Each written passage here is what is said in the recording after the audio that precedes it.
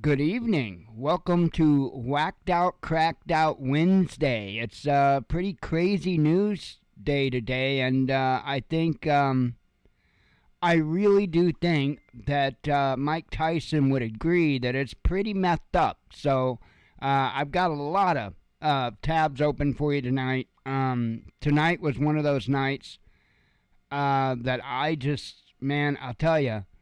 I was looking through the news that I had put out through the day, and I just kept coming across headline after headline after headline. And I was like, "Damn, that's got to go up. That's got to go up." And at the same time, some of it's going to be covering some of the same things we've been covering. Like I say, we can't get away from the economic world is ending news whatsoever. It's like COVID all over again, except with the economy and energy, and but it's pretty messed up. It's a nuts day, a pretty nuts day. Let's see. Oh man, I'll tell you what. Let me try to get this page up here. I don't know if folks have been following what's going on with that COVID strain that was made in that Boston University. So there's apparently a plot twist, or they want us to at least think that there is a plot twist in all of this, and that the government did not know they were doing this. Supposedly. That's, I guess, the claim that they're making. That the government didn't know. Interesting. A person can't walk in and buy a firearm without going through this check, and that check. But, you can make an extinction level bioweapon and bring it up after the fact. Supposedly, the government found out the same way you and I did. Supposedly.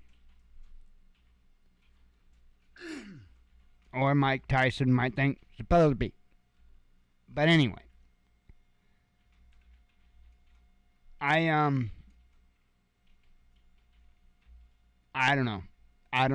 Lots of insanity across the board. Like I say, some to do with the economy, global economy. Some to do with global energy crisis, and some to do with feces. So I've got the gambit for you. We're gonna cover feces, human feces tonight. So, put that on the calendar. Hey, the good thing is Whacked Out Wednesday apparently only occurs once every 2022 years. So, hey, we made it. I've got plenty of tabs open, like I said. I'll quit being a tard here. I don't really know of anything else to add. I do believe unless something different has come up, I'll probably be back to beta testing tomorrow. Let me double check. Good chance of it. Very good chance of it. So, and if not by chance, then Friday I'll be back beta testing again. Because, man, it's been too cold to be doing anything outside, and it's going to be warming up considerably, actually nicely. So, looking forward to that. Not just so that I can get more testing done, but also because, man, I hate the cold. Other than that, don't know of really anything exciting. I feel like a broken record when I talk about the projects I need to get done, because I haven't gotten any of them done yet. Need to get the heater in. I gave myself a mental reminder, I'll forget, But I gave myself a mental reminder. Anyway, it's the thought that counts, right? Even if it is a forgotten one. But I made myself a reminder to get the heater out tomorrow, and bring it in, and as well as I got to do some other things. I need to get some stuff and put out in the shed tomorrow. So, but as far as the heater is concerned, that might be the project I work on tomorrow, because it's going to be 69 tomorrow, but 79 the following days. So I may work on the heater project tomorrow, and get video of finishing up that, and then I can get another video shot for that, and I can probably actually do that, even possibly tomorrow evening. I can crank it up for a little bit. It should be cool enough that we can, I don't know, we can get an idea how it works. I don't know. As soon as we get our next cold spell again, I'll definitely hook it up. And I'm just curious. I'm curious to see how it'll do. Of course, I'm not going to let it run overnight or anything like that. I haven't ran it for that long yet. I ain't going to trust it like that. But I do want to put it through its paces. I do want to make sure that everything's on the up and up and everything's going to be in good working order. Because why have it if I don't know? It's useless if it won't work, because something goes out on it that I don't happen to have. I do have spare parts, but I don't have spare everything. There are still actually quite a few different parts that I would like to get a spare of when it comes to that heater. But, wish in one hand. And let's see. Grab a sip here, and we'll go ahead and jump on over to the tabs I got open, because I've got, 4, 8, maybe 9? 8. That's quite a few, though.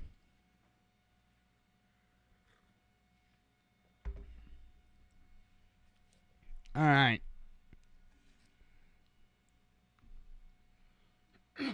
Lab-made COVID strain gets attention from the U.S. government. Oh, really? You don't say.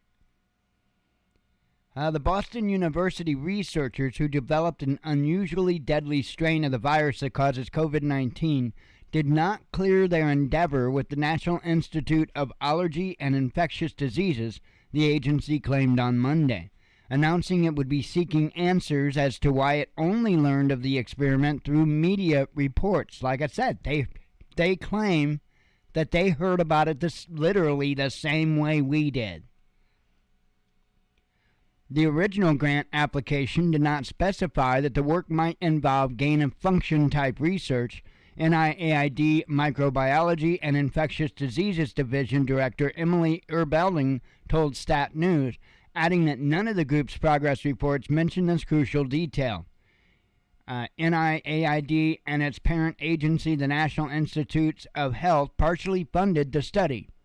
Imagine that.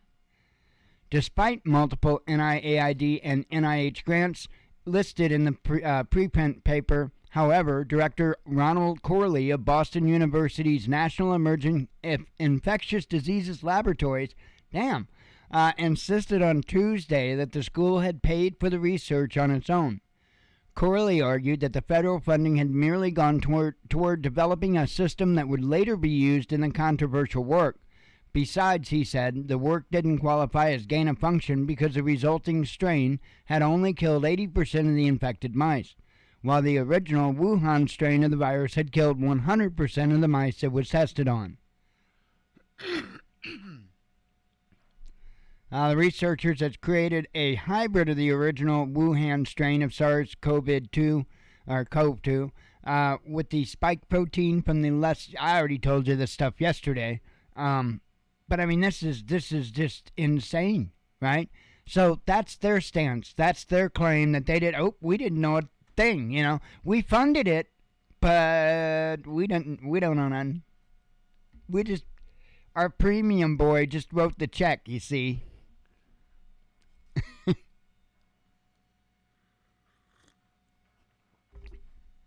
Anywho, it's insane.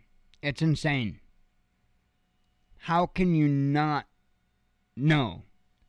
I mean, you would think, wouldn't you think that something that could cause an extinction level breakout, wouldn't you think that that would automatically require a certain level of security? Automatically? I mean, that's like a no-brainer. That's not something that somebody takes home with them for a weekend project, right? That's something that's like in the CDC lab in Atlanta, like 50 billion stories under the earth. You know what I mean? With nukes all around it just in case. Okay, so maybe I'm getting a little bit of Walking Dead mixed in there, but hey.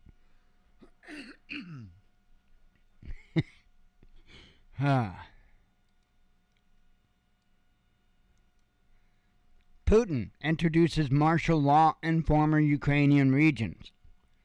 And I'll just read the first little bit here because this is kind of more about my thoughts on this. A martial law has been imposed in the 4 regions that recently voted to become part of Russia. Amid the conflict with Ukraine, Russian President Vladimir Putin announced the decision on Wednesday. The Donetsk and Lugansk People's Republics, as well as Kherson and Zaporozhye regions, already had martial law in place when they became parts of Russia, Putin explained. So the decision provides a legal basis for it to remain in place under Russian sovereignty, he said during a meeting of the National Security Council.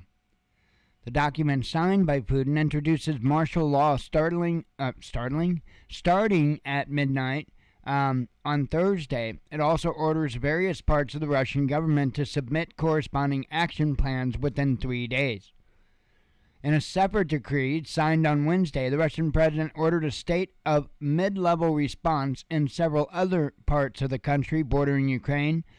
These include the Crimean Republic, the city of Sevastopol, and Krasnodar, Belgorod, Bryansk, Voronezh, I don't know how to pronounce that, Kursk, and Rostov regions.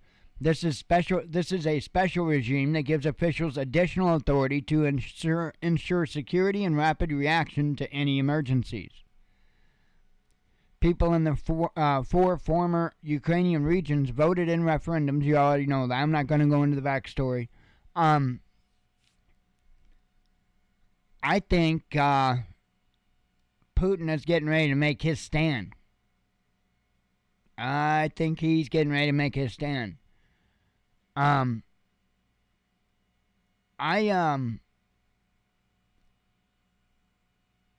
was watching, initially I was watching his earlier video, Monkeyworks. And he had put out a second video tonight, in which he was talking about some movement that he's tracking and keeping an eye on. And it does look like things are about to get stupid really quick. So things are really starting to indicate that.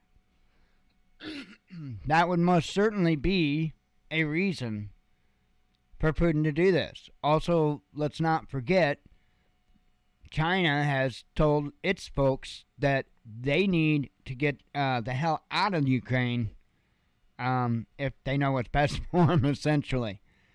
So you've had a lot of folks be pulled out of Ukraine.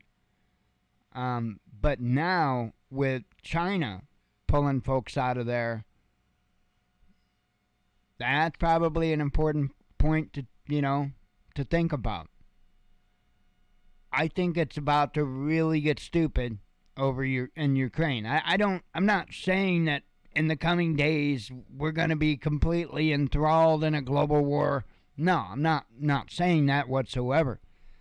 But I do think that there is going to be a pivot very soon in that conflict in which it's going to start turning really nasty. And now, I don't think it'd take super long from that point after things start going south. But keep an eye out for that. And I think this is where there's going to be a big stand made. And I think there are going to be several flashpoints. One of them being obviously Crimea. I think another one is going to be the Zaporozhye region because I think they're going to try to take back control of that nuclear power plant. And I think more than anything, just a kick in the gut, I think they're going to try to take back Crimea because I think that they see, and it would be a massive demoralization to Russia if they could take back Crimea. Not only that, but it would hurt Russia in a lot of ways if they could take back Crimea. Now, I think they're smoking hopium, and I mean copious amounts of hopium.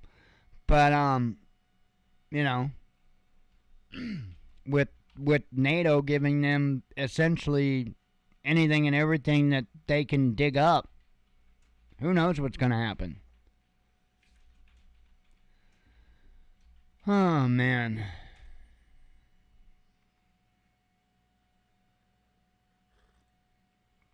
Crazy, though. That's for sure.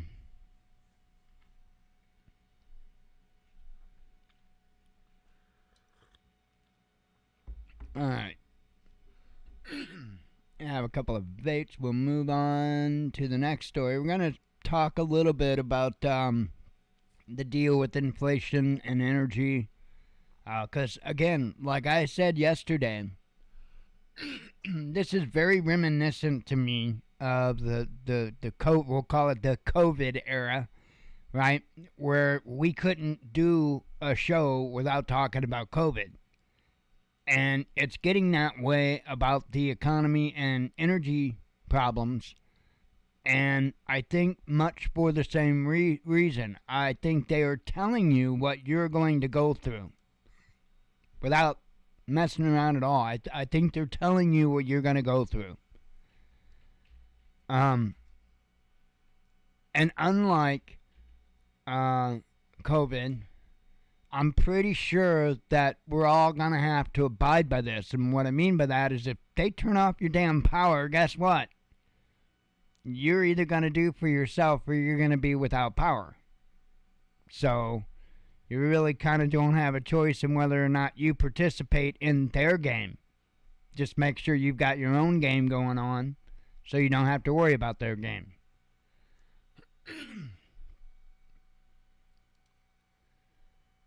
UK inflation back to double digits. I'm not going to read the whole article on any of these because, you know, that horse is looking pretty bad as many times as he's been beat dead. Consumer prices in the UK spiked to a 40-year high in September after slightly easing in the previous month, according to estimates published on Wednesday by the UK's Office for National Statistics. The Consumer Prices Index rose by 10.1% in the 12 months to September 2022, up from 9.9% in August and returning to July's recent high, the ONS said in a press release. According to the agency, rising costs on food, transport, housing, and household services were the largest contributing factors to inflation last month. Food prices in particular were up 14.6% year-on-year, while transport costs rose 10.9% against 2021. The cost of household goods and furniture also increased by 10.8%. Fuel prices in September were still up for the year at a staggering 26.5%, but lower compared to August's 32.1%. So, again, I think we're going to be seeing a lot of this all over for some time.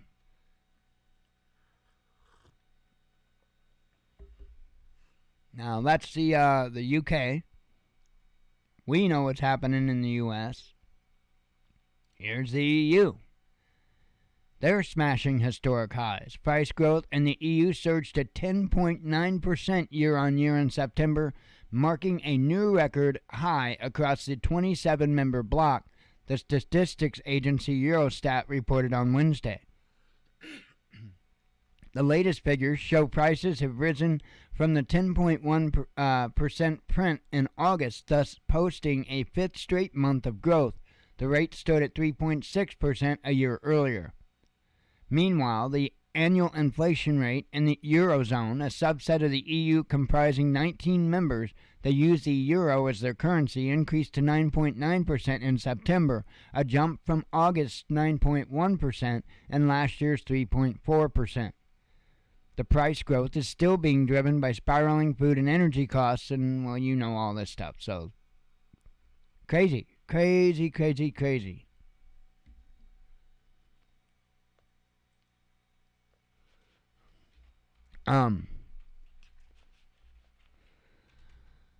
And while we're talking about the EU, man, I'm just like flying through these. I know I had quite a few, so. A European energy crisis is good, says Bill Gates. Why would he say that? Oh. Gas shortages and unaffordable supply will make countries switch to renewables, Bill Gates said. Really? Let me read the first bit here. Europe's gas supply and affordability crisis is actually good for the long run, Microsoft co-founder Bill Gates told CNBC on Tuesday.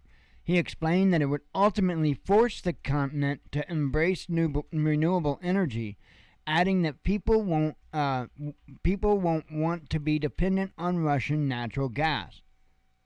Well, the truth of the matter is if people freeze to death, if people starve to death, you damn right. That'll teach them, won't it, Bill? If you have mass die-offs from starvation and from hypothermia, that'll teach them. That'll teach them. You're talking about a guy that's about as evil as it gets. And these are the things that these folks are thinking.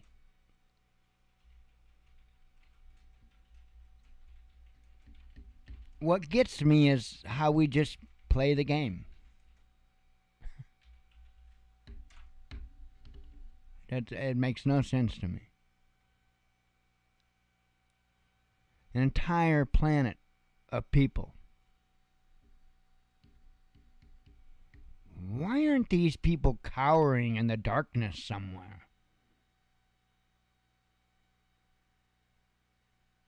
Asking for a friend.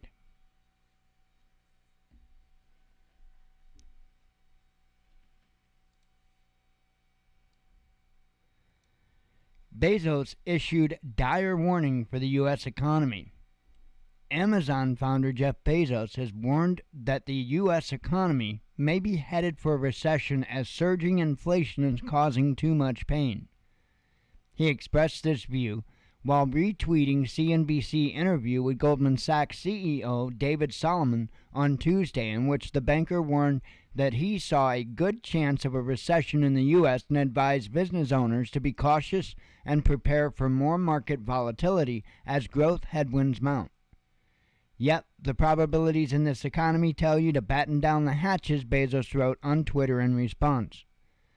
The billionaire has joined a growing chorus of leading investors, executives, and analysts, including J.P. Morgan Chase CEO Jamie Dimon, who are sounding the alarm over what lies in store for the U.S. economy. Economists say that inflation remains a persistent problem for the U.S. economy. The current inflation rate of 8.2% is the highest since 1981. Meanwhile, the core U.S. Consumer Price Index, which excludes food and energy, rose by a record 6.6% year-to-date through September, according to the official data released earlier this month. Earlier this year, he blamed the Biden administration for trying to mislead Americans about inflation and yada yada. It goes back into what already happened, but I'm telling you, there is a reason why they are constantly, day after day after day, making sure that you hear this, because this is where they're taking you. Now, I chose my words very careful. This is where they're taking you. You don't have a choice. they shut off that power going through those lines, you have no choice in the matter. Now, you might be able to respond depending on how you're prepared. But as far as that line getting cut off, it's not up to you. They're telling you where you're going. I would pay attention.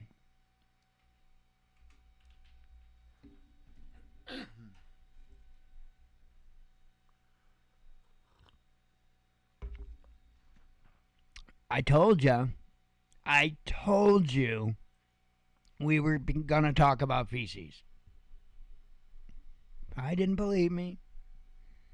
I told you, whacked out Wednesday, methed up.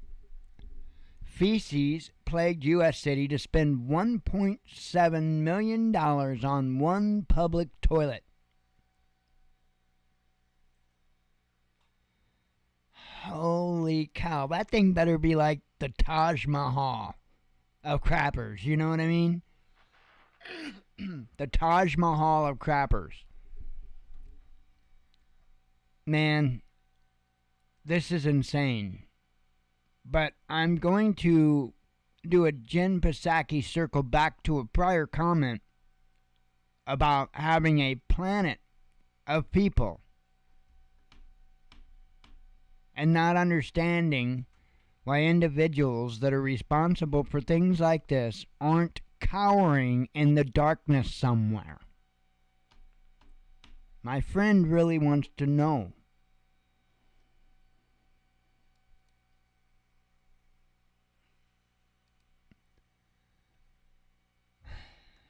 And then we've got this fruitcake. Oh. Money troubles? Really? Milk starting to cost a little too much? Paying too much for eggs or chicken? Just get rid of that baby you're about to have and you'll save a ton of money. Right? Just like switching to Geico, right? This is insane. Georgia gubernatorial candidate Stacey Abrams has pushed back against the notion that the Democratic Party is overly focused on abortion rights at a time when voters are most concerned about inflation, suggesting that terminating pregnancies is a way for women to cope with high prices. That'll help. Having children is why you're worried about your price for gas. It's why you're concerned about how much food costs, Abrams said on Wednesday in an MSNBC interview. For women, this is not a reductive issue, Abrams said. You can't divorce being forced to carry an unwanted pregnancy from the economic realities of having a child. I mean, the thing that blows my mind is from the very first moment, just instantaneously at the very first moment that they think about a child, they have nothing but violent hate in their minds and in their hearts. You can't divorce being forced to carry an unwanted pregnancy from the economic realities of having a child.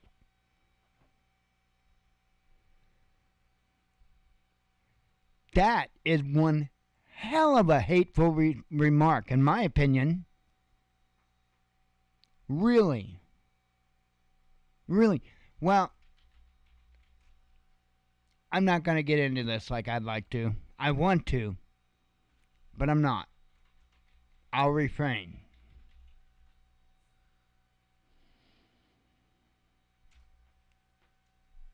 A whole lot of bullshit coming from one particular direction, and I'm not necessarily talking about Democrat. And it's a bit old. Bit old.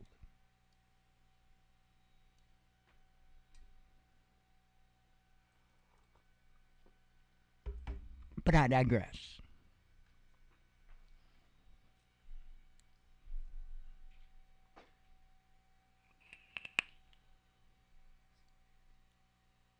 I'm telling you, this country's not in a good spot.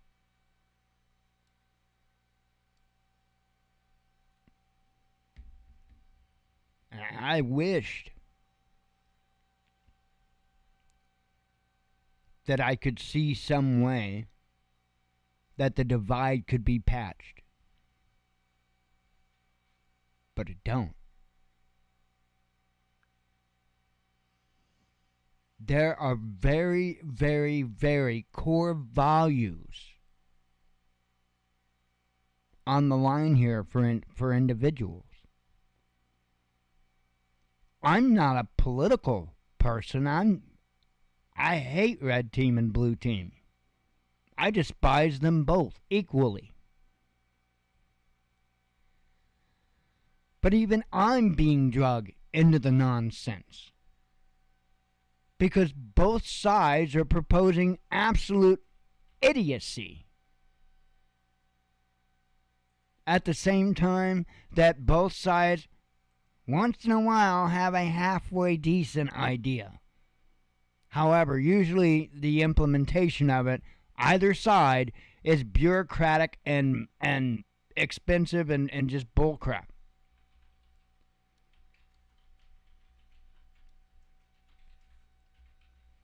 That's why I'm not political, because I see it on both sides. You can't, neither side has a high road, not even remotely.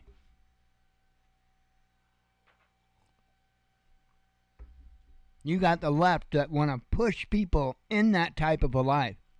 And you got the left that want to actually push people and keep people down in poverty. Because, why? Because, then they're needed. They're needed. And so they need you to need them. So that means they need to create X problems so that they can create X solutions. But the right does the same thing. Just two different ways. The right thinks that you need government more than the left does, believe it or not. What? I'm crazy? Yeah? Who cries about defund the police? Is that the right or the left? Huh. Imagine that. I don't know. There's something about loving your abuser. I don't know. There's something. Psychology, brief flashback, sorry. Carrying on.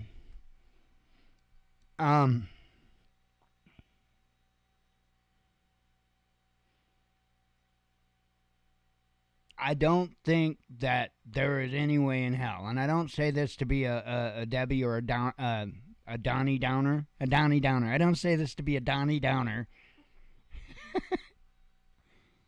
But, I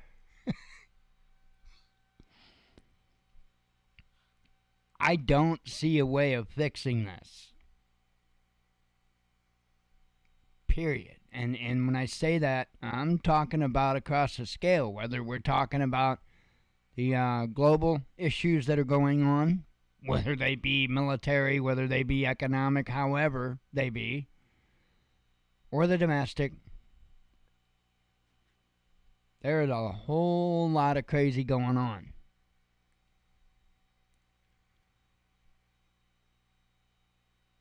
And I don't think that there's a way back for the majority of people.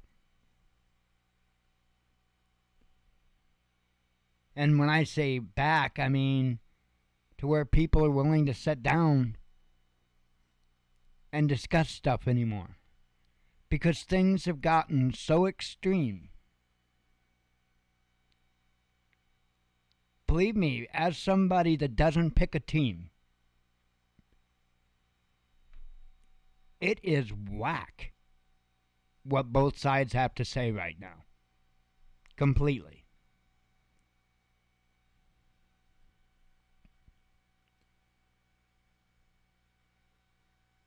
And the problem is, very many people follow him like the Pied Piper.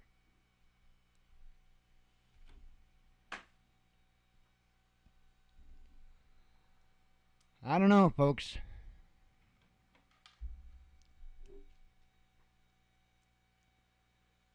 This is probably going to sound real messed up. But right now, domestically, as far as like society here is concerned, the thing that would be in the best interest for society, for humanity of society in this nation, would be a major event. I do think that would be enough of a shock that people would put away petty difference. You're going to have you're going to have those people in every group, those people that no matter what, they're going to seek conflict. But I think for the most part, if there was some type of a major event, I do think that you would see people much more kind to one another, much more open to one another. And I'm talking some major event, minimum the size of 9/11. Possibly even an invasion, or even if it would just be an attack. I do think that you would see people pull together in this country, because there is a human instinct there to do that, but there is also a very strong domestic bond. Whether we see it now, whether we can really recognize it now, it might be a little bit hard. But if this nation were to come under attack, I guarantee you that the majority of people would see it plain as day. They would once again see that bond that made us all feel like we did right after 9/11.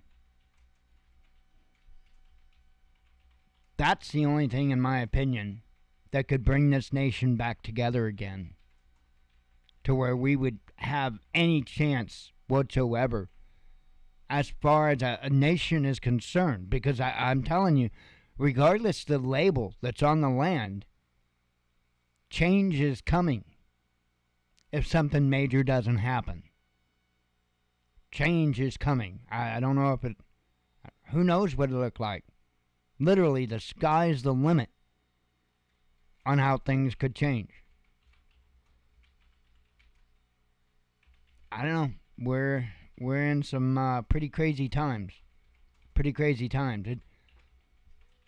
It honestly, really, it doesn't. I don't get freaked out about it.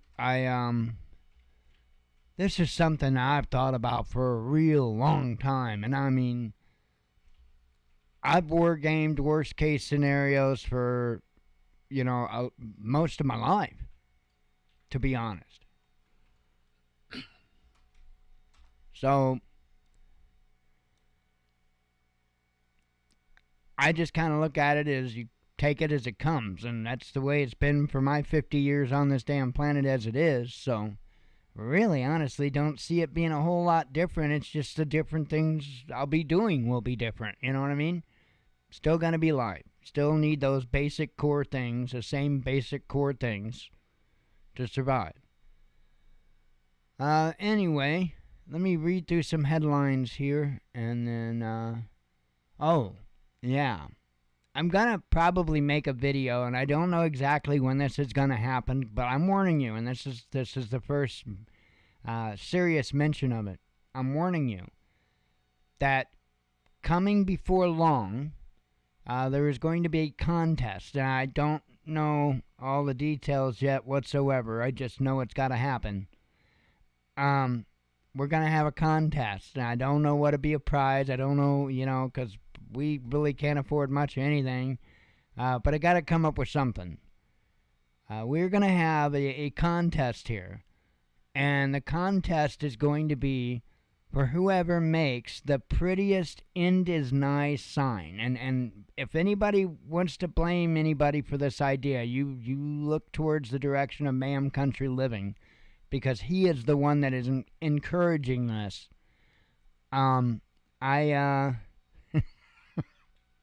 want to have a contest for the prettiest "the end is nigh" sign. I don't know when, and but it'll be fun. Trust me. Anyway.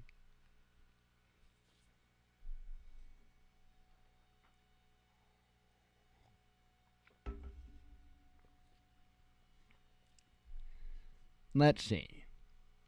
A key Russiagate source wins court battle. North Korea fires artillery near border. U.S. calls for security mission in Haiti. It's nuts. I mean, it's absolutely nuts. Why can't we just stay out of other countries? India eyes bigger stake in Russian oil fields, says Reuters. Rosneft gets into oil shipping ahead of EU embargo. Record grain harvest predicted for Russia. A Ukrainian attack on nuclear plant repelled, says Russian official. Lockheed to boost HIMARS production, says Politico. So, yeah. Insane. Insane. And they say our stockpiles are starting to get low. You know, it's kind of hard to get some of the things to make some of that equipment, especially like, the chips. I don't know. It's nuts. Zelensky fires ambassador notorious for kill Russians remarks. UK inflation. Oh, I did read that one.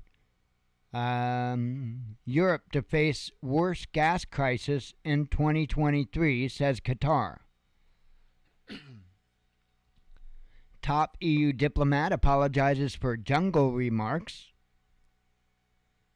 Let's see. U.S. may sell more oil from its strategic reserves, says the media. I mean, 'cause, we haven't already screwed ourselves enough. What's a little more? A U.S. billionaire proposes peace plan for Ukraine and Russia. Let's see. EU countries urged to share gas. Kazakh president added to Kiev's kill list. Putin, I think I read that one, though. Putin introduces martial law in former Ukrainian regions. Yeah, I read that one. EU inflations. Oh, I read that one. There's a bunch of them that actually were in a row. Hungary opposes dangerous EU gas plan. Russia braces for Ukrainian offensive in Kherson. Australia probes reports of ex-pilots training Chinese military. U.S. claims it intercepted Russian bombers off of Alaska. And no, that's not one of the articles I pulled up to read, because that's really not anything unusual, to be honest. U.S. democracy is failing, says a poll. Who'd have thunk? Germany gets closer to legalizing marijuana, says the media. I just told you about another country. I don't remember which one, or another area. It might have been EU. I don't know. Or whatever. I don't remember what area it was that was going to do a crackdown on it. Germany's getting closer to legalizing it. It's insane. Israel replies to Ukraine's missile defense plea. Turkey reveals decision on Russian gas hub plan. Man who threatened PM spared jail time due to being drunk. You heard that right. A massive mosque collapses in flames. Russia won't shut borders, says Kremlin. Putin announces new security measures in Russia. More crash deaths linked to Teslas in the U.S. Another minister resigns from Truss's government. Resident fires his foreign minister, or president, resident. I'm thinking Joe Biden, resident. President fires his foreign minister over Russia vote, says media. Iran's supreme leader lauds dangerous drones. Americans seeking EU citizenship in record numbers. Imagine that. Son of ex-Russian railways boss detained over drone launch. Wow, almost already through the headlines too. Wow. U.S. pressuring Turkey on Russia relationship, says Bloomberg. A Democrat candidate pitches... Oh, wait. That was one I read. Truss has hours, not days left, says the Telegraph. Well, there we go. That is headlines as well. Like I say, it was all over the place today. Pretty crazy. A lot of stuff we want to really keep a close eye on, especially over the next 24 to 48 hours. I would really be keeping a close eye on what happens over in Ukraine over the next 48. For sure. There's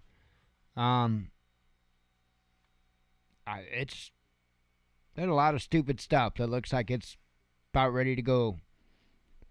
Anyway, I can't think of anything else. Keep that in mind. Put that in the back of your head about this prettiest end is nigh sign contest. I'm still working out details in my own mind, but it's kind of one of those things. It's got to be done. It's got to be done. Somebody's got to do it. We'll take it for the team. Anyway, I am going to get out of here. God willing, we will be back tomorrow night. And I appreciate everybody coming. Hope to see you tomorrow. As always, God bless you. We love you. Be one with your spirit. And shalom.